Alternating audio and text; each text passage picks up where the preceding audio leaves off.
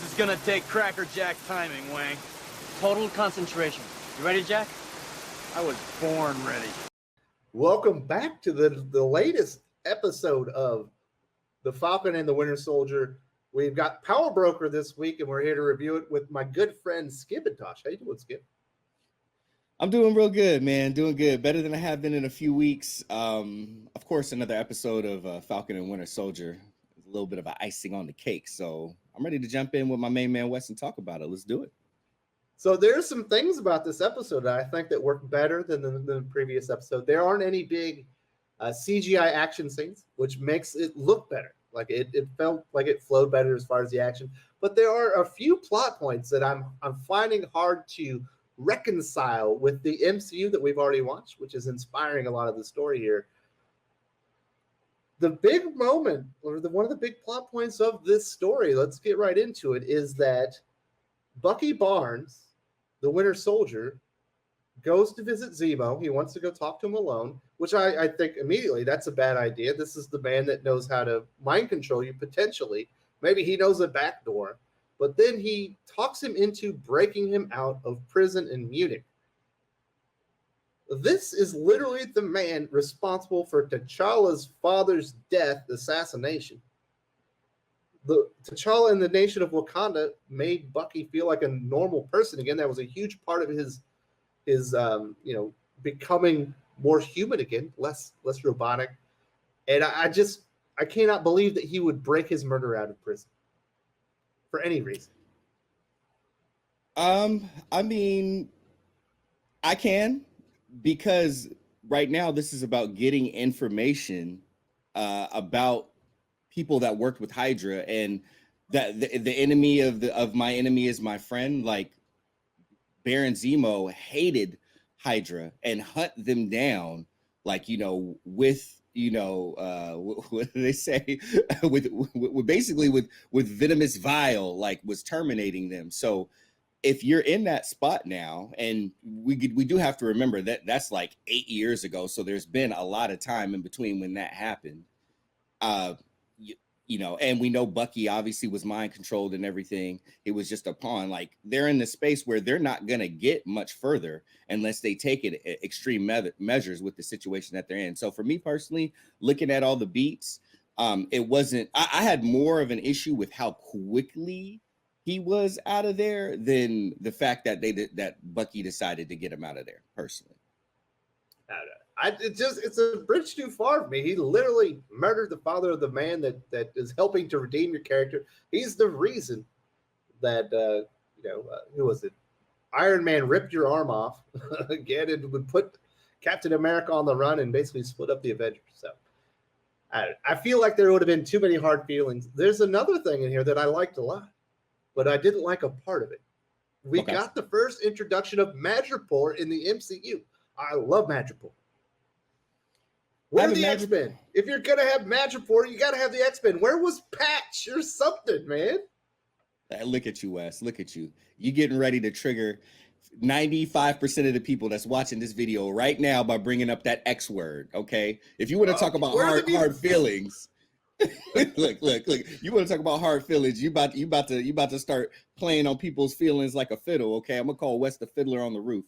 Madripoor is its own character. Of course, there's extreme excitement and joy finally having Madripoor introduced through the MCU. I think this was a very clever way to do it.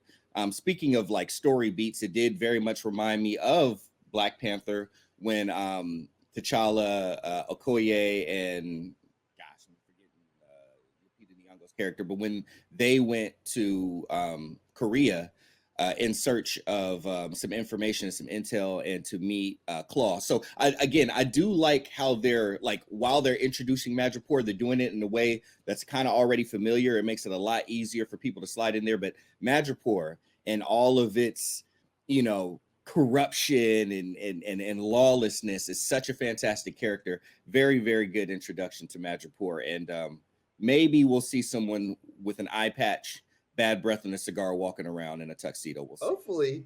It looks great. It's got this wonderful cyberpunk, like, Asian pirate, like, Port City vibe to it. It looks perfect. I'm like, I can't believe you would introduce Madripoor to the MCU without X-Men. no, they're not completely related, but they're it's far more related to X-Men than any other franchise in Marvel. So I love Madripoor. I just wish we would have got maybe Patch walking in the background or something like that. Just a little wink. But of course, they would have had to have cast the new Wolverine by now to do that. But we got the return of another character in Madripoor. Sharon Carter has been on the run. She has not been welcomed back to America with open arms, and basically she's some type of art smuggler in Madripoor, and she's very cynical. She's much like this guy right here, thinking cynical in Madripoor would be Sharon Carter. I really like the introduction, and I like the edge that the character had here. It was pretty good. These are when my cheesy American sensibilities would maybe not be a plus for me as a TV writer, because as Sharon Carter appears on the screen, the only song I want to hear singing with like slow-mo, like explosions, is Always on the Run by Lenny Kravitz featuring Slash. So, I mean, I was on that. I was on like that Ford, commercial, like have her walk out, like explosions in the background. Like I need Slash or maybe Patch, what I'm saying? Like doing a solo as she comes in. Here's the funny thing. We never got a whole lot of time to see what Sharon Carter's true character was, because when she got introduced in Captain America Winter Soldier, she was very much, she was more of a plot device than a fully functional character. Exactly, and undercover. So we didn't get to truly see who she was, and a lot of her character was so tied to Peggy Carter that's kind of the role that she played. So now getting to see who she truly is, especially after things occurring like the blip and being having to be on the run, it's nice to get her being introduced like this, and it very much sets her up as a character piece that we can continue to return to and be a more interesting figure in the MCU. It was crazy. She almost felt like Batman from the Snyderverse when she started taking out those bounty hunters in Madripoor after the bounties out there on Falcon Winter Soldier, almost like a John Wick moment. They put the bounty on all the scum of Madripoor is coming down on him, and she's basically handling them. She's like stabbing people, shooting them in the face. I like the physicality of the character. I quite enjoyed it. She's an agent of S.H.I.E.L.D. She should be able to knock some people around. Or was she an agent of Hydra? Well, let's. Hey, by the way, let the record show Patch, X-Men, all the Batman, Snyder. Let the record show that Wes is the one throwing all these buzzwords, triggering you. Your boy Skip is here, just nothing to see here. Let the record show. So there's some interesting things. Obviously, they were in Madripoor to find out the source of the super soldier serum. Where did it come from? We know there are a couple people still left on the planet that could be the source. So they go there. Turns out there's a scientist named Nagel. Now, in the Marvel comic continuity, I believe he also would have been referred to as Reinstein. He started out, I believe, on Project Rebirth, took over for Erskine once he died, and then eventually did experiments on Isaiah Bradley, Black Captain America. Here, he starts out as a scientist for Hydra, develops the super soldier serum.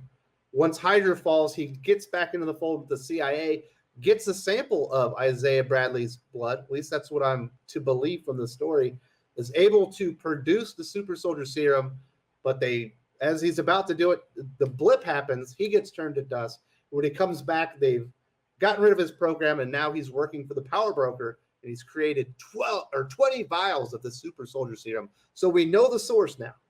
It is wonderful Easter eggs for the Marvel comic universe. Yeah, that was done really well, especially for it to have been like the power broker was the only one that wanted to fully fund his research to have him pick up where he left off. Also, I like the beat that he made it more subtle than how overt the previous super soldier serums were.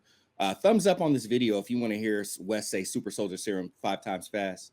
And and yeah, I think that he was introduced very well. And then of course that was a piece that needed to be taken off of the table. I'd figured that as he was talking, so they removed that piece from the table as such. But yeah, very he wouldn't good have Easter eggs expected Zemo. I don't think that they would have broken him out of prison, but if he got face to face with Nagel, he would have murdered him to stop the super soldier serum. from continuing. Exactly. Yeah. Yeah. He would have been the. I mean, he would have done that. There's no two ways about it. And the introduction to Baron Zemo in all his Zemo-ness, which I was, sopping up off of that MCU plate, pretty much made that a definite right there. So this is another issue. Probably my other big issue with this is Zemo himself. When he returns, he's no longer the character that we met in Captain America Civil War. It felt like in that movie he was a more scaled down version of the character, a father that lost his family. That he was brilliant. He was able to unwind this tapestry, find out where things were coming from, and go and try and eliminate the problem as a means of revenge. But now he's back to being a Baron. And we do get to see him with this purple mask on, which I did enjoy. But now he's got a private jet with its own butler, and he's got all these means and everything. And that doesn't really reconcile with the initial Baron Zemo that we met in the MCU, does it? There's definitely a whole extreme to it. And I'm not going to lie, I had a little bit of headcanon going on that did reconcile it. But fact of the matter is this, and this is something I think that we all have to keep in mind. There has been the blip itself is 5 years. So we put 5 years of padding with the blip alone. And then you tack on at least another 2 to 3 years that happened from Civil War when he got introduced up until the blip. And then even put a little extra time, after with the blip. So we're talking maybe closer to 6 years, 7 years, 8 years, maybe. That, especially with him being behind bars, that's a lot of time for a lot of people to do a lot of soul searching, just changing in time and all of that stuff. So I don't expect these people to be the exact same since the last time. No, I'm talking about it. He wasn't a Baron in the first movie. He wasn't super rich. He didn't have private planes and everything. It seemed like he was a father. So he was a Baron. You could be a Baron and a father. He was a Baron, but he wasn't living within his wealth. It seemed like basically, in a sense, he had kind of turned away from that, maybe wanted a simpler kind of life. And in a way now, after going through that, and beating himself up because he lost his family and all that stuff, went mad. I'm denying this life that I have. I'm choosing another life, a simpler life. Within that, my family gets, murdered. I go into a whole nother spree. And then when I come back, I'm just going to lean back into the person that I was before all this. I'm going to go back to being a Baron kind of scumbag type entitled person. Like I said, I'm going to give the fact that that's a lot of latitude. Even if I remove the headcanon, I'll say that that's a lot of latitude. But the other thing that we can't say that he wasn't a Baron. We just didn't see him do that. And there's a lot of things that we don't see these people do. So a lot of latitude. I'll give them that. A stretch, maybe yoga teacher status. Too much for me. It just felt like they changed fundamentally the character for the MCU, and now they're kind of changing him back to the Marvel Comics universe. I kind of wish they'd just gone with the original to begin with. I know it was a better version of the character. He's certainly more formidable and deadly now when he's shooting everybody, and he's now he's got some hand-to-hand combat skills back. Yeah, you did. Hey, I'm a Cap fan. Wes, you got to remember this. You're talking to a Captain America fan. Zemo is one of my favorite villains for Captain America, man. So no, I wish they would have used the comic version of to begin with. Oh, okay. Well, then, yeah, I'll agree with you there. Sure. So, but it seemed a little different. So let's get into the villains. So I started getting the feeling last week, and certainly at the beginning this week, that the Flag Smashers aren't the villains. Specifically, at one point, this is the way I believe it's Battlestar describes them. They're giving displaced people shelter and money. Well, that's a very nice thing, and we can see them getting supplies and whatnot.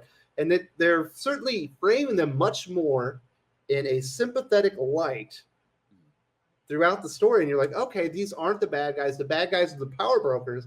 Eventually, Captain America, Falcon and the Winter Soldier are going to have to protect the Flag Smashers from the power brokers and likely the GRC. And that's good, like the big turn until we get to the end. They did something that fundamentally is villainous, and they start murdering people, innocent people. Yeah, I liked this. Don't give it to me so easy. You know what I mean? Like take me on a journey. That's what storytelling is. Shades of gray, baby. So yeah, no, maybe they started out with the best of intentions, but they're getting more radicalized as they have more resistance to what they're trying to do. Wes, I love the fact that right now I'm talking to a person because people don't always understand this, Wes. I am literally talking to a person right now who completely and utterly understands that premise. You follow a lot of groups, just about any type of group, and this is why I am thinking skeptical along with Wes over there thinking skeptical, because a lot of groups start off with the best intentions, and then somewhere throughout the way they take means that they feel are justified because of the result that they get. And I like this, how we thought, oh yeah, maybe they're not so, oh, they're taking that turn. Take me on a journey with this. I really appreciated that. Yep, she's blowing up guards, people that are doing their job. So definitely throwing a little bit more evil onto them. Now, there's a couple other things that we got to talk about before we wrap this up. The Global Repatriation Council, we've certainly heard about this organization. It's the organization responsible for reincorporating the people that disappeared due to the blip and getting them back into society. Now, when we see the commercial in this, it is way too joyous and optimistic for this not to be the most fundamentally evil thing in the history of the world, right? Anytime you see something that's the intentions are so pure on this one that it has to be pure evil. Oh yeah, utterly, no doubt about it. Like, that I'm glad they laid it on so thick, so that way there is no mistaking it. But yeah, very much in the vein of those commercials with those drugs that are like, oh yeah, you want to live a great life, fantastic. They're showing people like, throwing frisbees and catching it with their mouths while they're talking about like side effects could include you're gonna die, testicular like cancer. yeah, like all this stuff that people yeah. So yeah, they're laying it on thick. Something's going on with that, and I think it's pretty apparent that the power broker himself is probably got his hand up the back of that puppet, but we'll see. Yeah, and then the last thing we'll talk about is John Walker himself. We do not see him a whole lot, but we do get some good characterization. We just met him last issue, the new Captain America, although he still refers to himself as John Walker. We saw some little cracks in the facade, and then this week, he goes in, they storm a compound, they're trying to find the Flag Smashers, and he and Battlestar are interrogating this man. He looks like he's running some type of cyber cafe for young people. And he says, "Do you know who I am?" So un-Captain America. Captain America would ever say, "You don't realize who I am." And then he also cursed. You would never see Steven Rogers do that. So we're seeing some fundamental changes and reasons why this character cannot clearly hold the icon that is Captain America's shield and hold the mantle for it. He's not fit. Gee golly, Wes. Gee golly, Wes, you watch your language. Shout out to Tony Stark. Hey, yeah, man. This guy he's not cut out for it. In my personal opinion, of course, he couldn't hold Captain America's jockstrap. We know in the comic books, Captain America is Steve Rogers specifically is the reason why he's so inspired to be the Patriot and then later on become the U.S. agent.